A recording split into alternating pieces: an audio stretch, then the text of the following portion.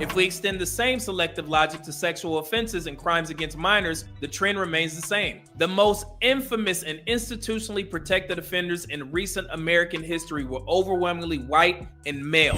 Larry Nassar, former USA gymnastics doctor, sentenced to effectively life in prison for sexually abusing hundreds of young athletes. Jerry Sandusky, former Penn State assistant coach, convicted in 2012 of serial child abuse spanning over a decade. Jeffrey Epstein, financier and convicted sexual predator, responsible for the trafficking and abuse of underage girls. Institutional scandals, Catholic clergy abuse investigations, and Boy Scouts of America lawsuits revealed decades of widespread sexual exploitation, often involving white male perpetrators in positions of authority. And according to the U.S. Sentencing Commission, over 77% of federal defendants in child sexual exploitation cases were white men. Bureau of Justice Statistics confirms that most sexual assaults in the United States are intraracial, meaning white women are most often victimized by white men and black women are most often victimized by black men. So, if the fear is really about race and not about race, then statistically, the group most responsible for sexual violence in this country isn't black men, it's white men. And let me remind you guys, ladies, pay attention. About a year ago, a question went viral on social media. Would you rather be alone in the woods with a bear or a man? Thousands of women said they'd rather take their chances with the bear. At first, it sounded like a joke, a meme, until women began explaining why. Many said, "At least the bear would just kill me. A man? He could do something far worse." You know what those women were talking about? They were talking about sexual violence, about fearing the possibility of rape more than death itself. Now, that sentiment deserves empathy. It's rooted in trauma, not malice. But when the conversation is twisted online into a narrative about fearing black men in particular, that's when the data becomes essential, because the facts tell a different story.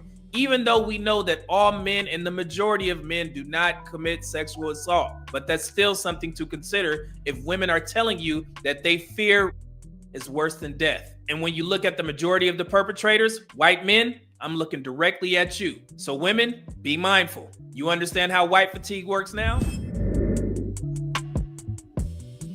So now that we've examined how selective statistics are used to portray black men as inherently violent, in Act 2, we turn the mirror around. Because if you insist on calling this black fatigue, then we also must speak honestly about white fatigue, a reality visible in the very data you ignore. Because if you insist on cherry-picking individual cases to generalize about an entire group, we can play the same game. And when we do, it becomes clear that what they call black fatigue might just be a projection in order to hide white fatigue. Because the overwhelming share of America's most infamous and most deadly violent offenders, the names etched into the nation's darkest moments, were not black at all. They were white men.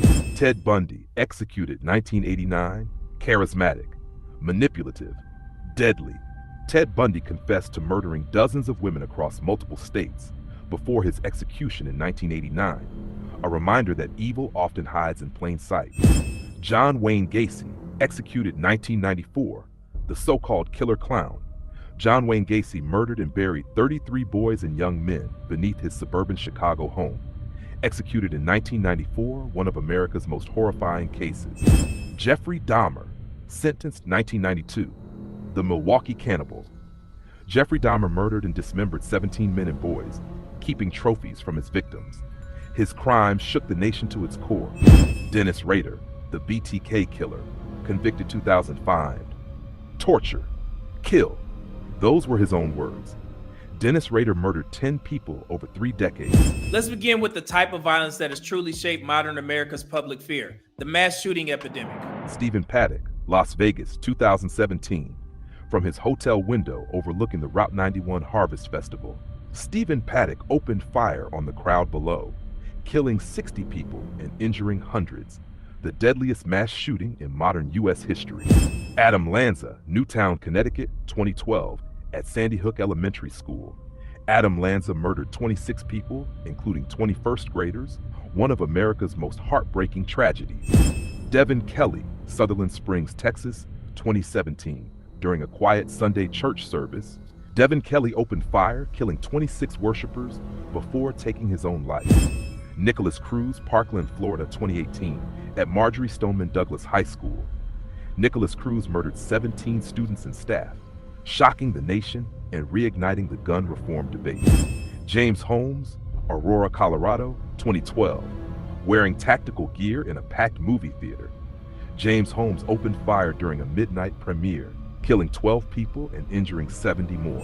Robert Bowers, Pittsburgh, 2018, at the Tree of Life Synagogue.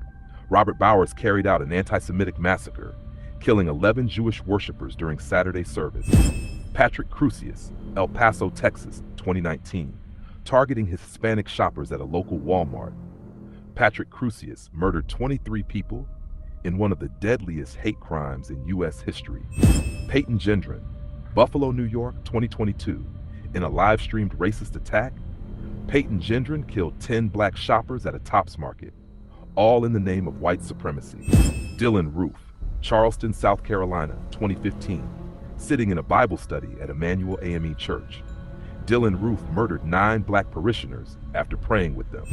Robert Card, Lewiston, Maine, 2023, in 2 separate attacks across the city of Lewiston. Robert Card killed 18 people before dying by suicide after a massive manhunt. Connor Betts, Dayton, Ohio, 2019. Within just 32 seconds, Connor Betts killed 9 people and wounded dozens before being fatally shot by police. Ethan Crumbly, Oxford, Michigan, 2021. A 15-year-old who opened fire at his high school.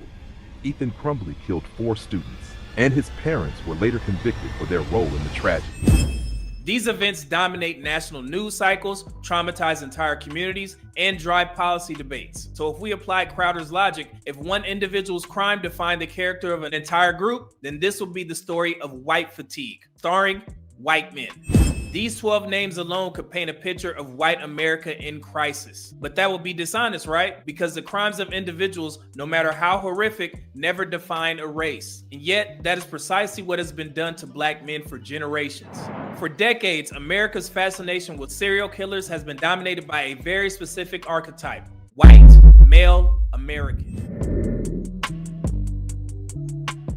Let's correct the record. The population reality is that black men make up approximately 7 to 7.5% of the United States population, not 13%. An arrest is an allegation, not a verdict. And urban departments have higher clearance rates because they receive more resources and report data more consistently. Roughly 80% of white victims are harmed by white offenders. About 90% of black victims are harmed by black offenders. So when commentators imply that black men are systemically targeting white citizens, white people are 12 times as likely to be killed by a black person any other way around. I'm just going to shoot you straight. It's not even close. They are not citing evidence. They are perpetuating a myth.